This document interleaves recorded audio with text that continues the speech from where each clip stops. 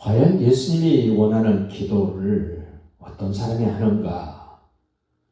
오늘 이 사도행 1장 12절로 14절에 보면 이 기도하는 사람들의 모습, 기도하는 사람들의 이름, 기도하는 사람들의 특징을 우리에게 보여주고 있습니다. 먼저 제자들이 등장을 합니다.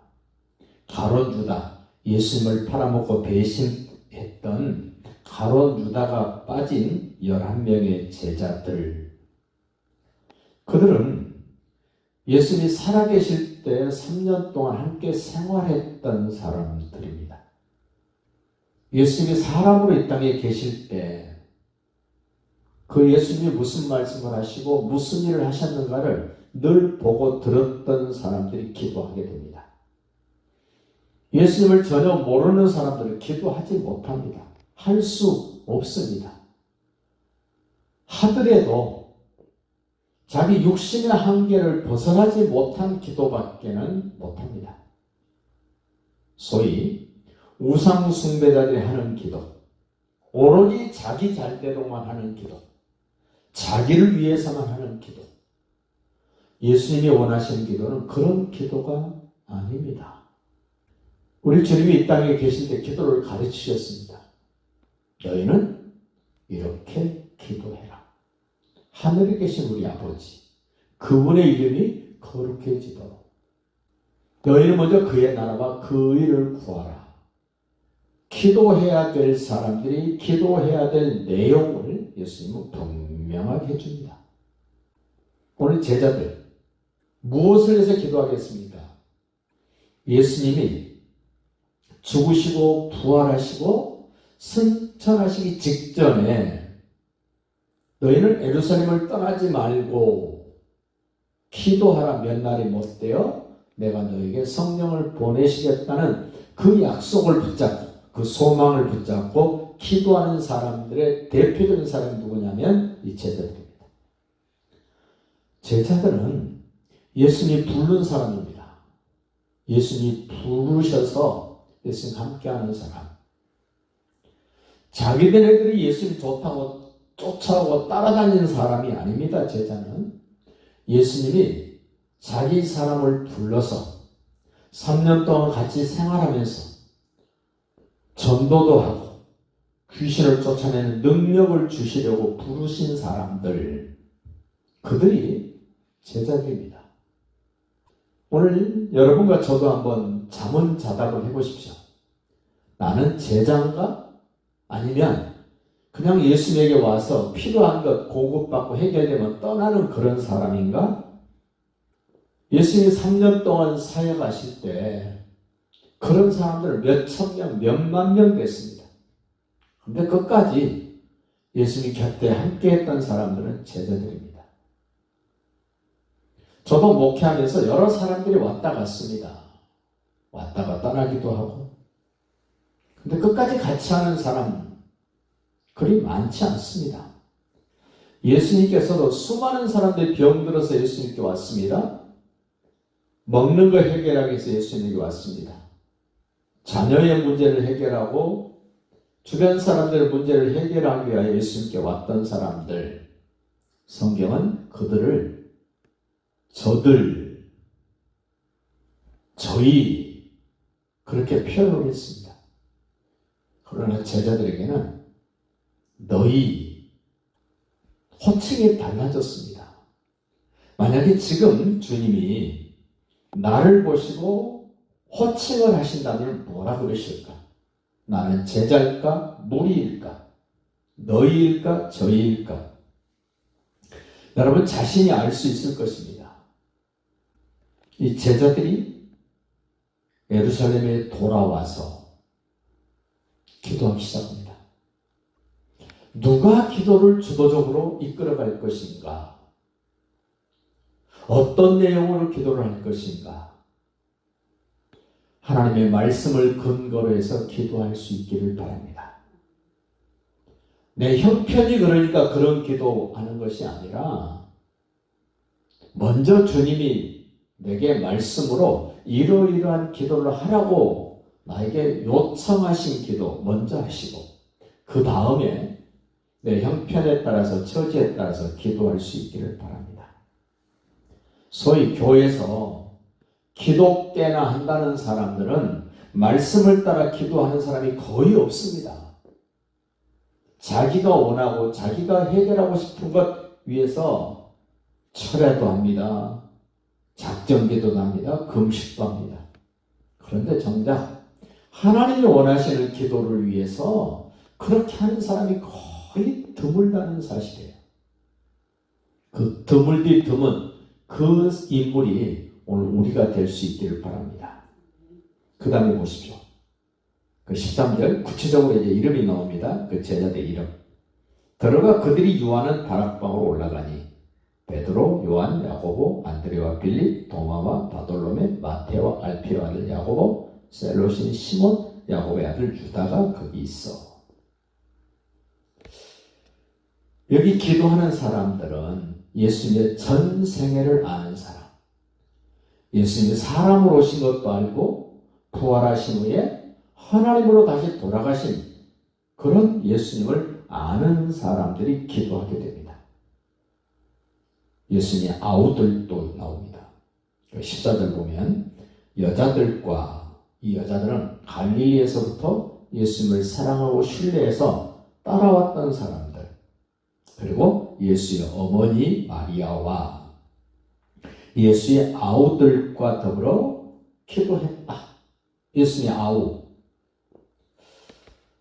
예수님의 아우들은 예수님이 부활하시기 전에는 예수님을 하나님으로, 메시아로, 자신의 왕으로, 주인으로 한 번도 인정하거나 고백하거나 부르지 않았습니다.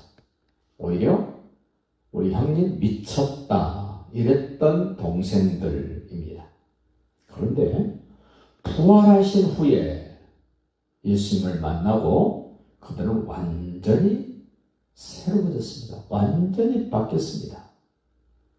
다시 말씀드리면 하나님이 원하는 기도하는 사람들의 특징을 오늘 살펴보면 예수님의 전 생애를 아는 사람, 사람으로 오신 예수, 하나님이신 예수님을 아는 사람. 어떻게 압니까? 경험해서 아는 사람. 예수님이 나타내줘서 아는 사람. 자기들이 노력해서 아는 게 아닙니다. 어떤 사람은 연구하고 막 개발하고 막 뭘 해서 안다라고 생각하는데 여기 등장하는 사람들을 보십시오. 자기들이 예수님을 알려고 노력했습니까? 아닙니다. 전적인 하나님의 은혜로 예수님의 육신적인 예수님을 알았고 하나님이신 예수님을 알았던 은혜를 입은 사람들입니다. 오늘 우리도 그 예수님의 육신적인 것 은혜로 알게 됐습니다. 예수님이 하나님이시고 메시아라는 사실을 하나님 은혜로 알았습니다. 그렇다면 여러분과 저도 주님이 원하시는 기도, 주님이 시키시는 기도를 할 수 있는 사람이어야 됩니다. 특별히 예수님의 전생을 아는 것 중에서 예수님의 육신적인 부분을 많이 아는 사람, 그것은 바로 제자들보다 더 많이 아는 사람이 이게 등장을 합니다. 예수님의 어머니 마리아와 예수의 아우들입니다. 이 예수님의 어머니 마리아는 예수님이 태어나기 전부터 예수님에 대해서 알았습니다. 성령님이 알려줬습니다. 천사들이 알려줬습니다. 그리고 10달 동안 자기 뱃속에 예수님과 하나 되어 있다가 예수님이 어린아이로 태어납니다. 누구보다도 마리아가 예수님을 잘 압니다. 그런가 하면 그 마리아가 낳았던 예수님의 동생들, 그들은 태어나자마자 형님 예수를 봅니다. 형님 예수를 육신적으로 너무너무 잘 압니다. 그 사람들이 기도합니다. 그것만 가지고 기도 사람이 되는 것이 아니라 부활하신 후에 제자들도 만나주셨고 다른 여자들도 만나주셨고 예수님의 육신의 동생들도 부활하신 후에 예수님이 그들을 만나주셨습니다. 우리는 기억해야 됩니다. 내가 부활하신 예수님을 찾아가서 만나는 것이 아닙니다. 부활하신 예수님이 나를 찾아오셔서 만나주신 겁니다. 그럼 우리 예수님이 나를 찾아와서 만나달라고 우리는 기도해야 됩니다.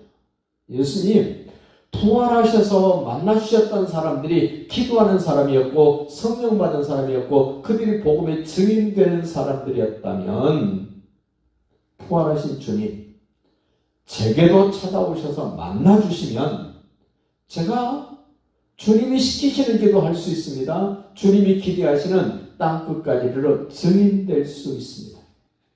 만나주십시오. 나를 찾아와 주십시오. 라는 기도, 그런 고백이 있기를 바랍니다. 저 역시도 제가 주님을 찾아간 게 아닙니다. 주님이 저를 찾아와 주셨습니다. 모든 하나님의 사람들의 특징은 내가 주님을 찾아가는 것이 아니라 주님이 나를 찾아오셔서 만나주시는 겁니다. 세상 종교와 우리 기독교의 다른 점, 세상 종교는 사람이 신을 찾아가야 됩니다. 그런데 우리 기독교는 사람이 신을 찾아가는 것이 아니라 완전하게, 확실하게 하나님이 나에게 찾아와 주시는 완전한 길입니다. 완전한 방법입니다. 잘못될 수가 없습니다. 부활하신 예수님을 경험한 사람들, 제자들도 살아있을 때도 예수님과 함께 했지만 부활하신 후에 제자들을 한 사람 한 사람 주님이 만나주십니다. 그 사람들이 기도합니다. 그 사람들이 증인됩니다. 그 사람들이 하나님의 나라를 받들어 섬길 줄 아는 사람이 됩니다. 이 제자들이나 여기에 등장하는 사람들을 보면 한결같이 부활하신 후에 예수님이 예루살렘을 떠나지 말라라고 말씀하신 말씀을 그대로 순종하여 지금 예루살렘에 돌아와 그 다락방에 올라가서 지금 거의 한 20명 정도가 모여서 기도합니다. 그러니 2장에 가면 120명이 기도했다 이렇게 나옵니다만 여기 지금 1장에 등장하는 숫자는 한 20명 정도 됩니다. 혼자 기도해도 시끄러운 소리가 밖에 들리면 문제가 될 텐데 20명이 모여서 기도했다, 찬송했다, 예배했다, 훨씬 더 위험성이 높아갑니다. 혼자서 골방에 들어앉아서 하는 것이 아니라 큰 다락방에 올라가서 여러 사람이 함께 기도하고 찬송하고 예배드렸다면 그들이 어디서 뭐 하든지 금방 알려질 거 아닙니까? 그럼에도 불구하고 기도했다는 겁니다. 위험함에도 불구하고 주의 말씀을 따라 기도했다는 겁니다. 예배했다는 겁니다. 오늘 우리의 예배는 하나님이 원하시는 예배다운 예배는 내 형편, 처지와 별 상관없습니다. 어려운 환경, 문제되지 않습니다. 우리 믿음의 사람들을 보십시오. 감옥에 갇혀서도 기도하고 찬송합니다. 그랬더니 옥문이 열립니다. 쇠사슬이 끊어집니다. 병든 자 기도합니다. 찬송합니다. 병이 떠납니다. 우리는 어떤 내가 처해 있는 환경이나 형편이 그렇게 중요하지 않다는 것을 기억하시고 그것보다 더 중요한 것 주님이 나에게 말씀하신 말씀을 따라하는 것이 훨씬 더 중요하다는 사실을 꼭 기억해 주시기를 바랍니다. 여기 등장한 사람들 남자도 있습니다. 여자도 있습니다. 예수님의 어머니도 있습니다. 친척도 있습니다. 전혀 모르는 사람도 있습니다. 예수님의 동생도 있습니다. 특별히 제자들 가운데는 성향이 전혀 다른 사람이 있습니다. 성품이 전혀 다른 사람. 세리 마태, 열심당, 셀로, 시몬 이런 사람들은 성향이 전혀 다릅니다. 우리로 말하자면 민주당과 국민의힘하고 똑같은 그런 형편에 있는 사람들입니다. 그럼에도 불구하고 연합했다는 겁니다. 연합해서 기도할 때 하나님이 역사하시고 응답하신다는 겁니다. 그보다 더 중요한 것이 있습니다. 무엇을 위해서 기도했냐는 겁니다. 무엇을 위해서? 주께서 보내시겠다고 약속하신 성령이 임하도록 기도했다는 겁니다. 오늘 우리도 각자가 다 형편처리가 다릅니다만은 우리가 힘써 애써 기도해야 될 것은 주께서 이렇게 기도할 때 성령 보내시겠다고 하셨사오니 저도 성령 충만을 받고 그 성령의 이끌림을 따라 땅끝까지 이르러 증인되겠습니다. 예수님이 여인의 후손으로 오신 것, 예수님이 나를 죄를 해결하기 위하여 십자가에 피 흘려 주신 것, 나의 저주, 영혼의 형벌, 그 모든 것들을 해결할 뿐만 아니라 나를 의롭다 하게 하여 부활하신 예수님, 승천하신 예수님, 다시 오실 예수님을 제가 언제 어디서 누구에게나 전할 수 있도록 성령 달라고 기도하시길 바랍니다. 우리 은혜교회에서도 저와 함께 말씀을 들을 때 집중해서 들어주시길 바랍니다. 나에게 주신 말씀으로 받으시기를 바랍니다. 집중해서 나에게 주신 말씀으로 받은 사람은 그 말씀을 내가 따라가도록 기도하고 그 말씀이 나를 통해서 이루어지도록 헌신할 수 있기를 바랍니다. 그 사람이 예배하는 사람입니다. 그 사람이 하나님의 사람입니다. 듣고 잊어버린 자가 의인이 아니요 하나님의 사람이 아닙니다. 그래서 저는 늘 기도합니다. 저와 함께 말씀을 나누는 분들에게 감동이 되고 감격스러움이 있고 보는 눈과 듣는 귀와 깨닫는 마음을 주시고 그 말씀을 따라 살 수 있는 의지와 그런 환경까지 허락해 달라는 기도를 계속적으로 하게 됩니다. 여러분도 예배하기 전에 그런 기도를 하고 예배할 수 있기를 바랍니다. 오늘 내게 주신 말씀 내가 보고 듣고 깨달아 그 말씀을 따라 살고 그 말씀을 내가 이루어드리는 복된 하나님의 사람으로 살겠습니다라는 다짐과 고백을 가지고 말씀을 들으신다면 점점 놀랍게 하나님이 여러분을 붙들어 쓰실 것입니다. 여러분에게 신령한 복을 주시고 기름진 복을 주실 것입니다. 그 하나님께 순종하는 섬기는 그런 의지와 결단이 있으시기를 예수님의 이름으로 축복합니다.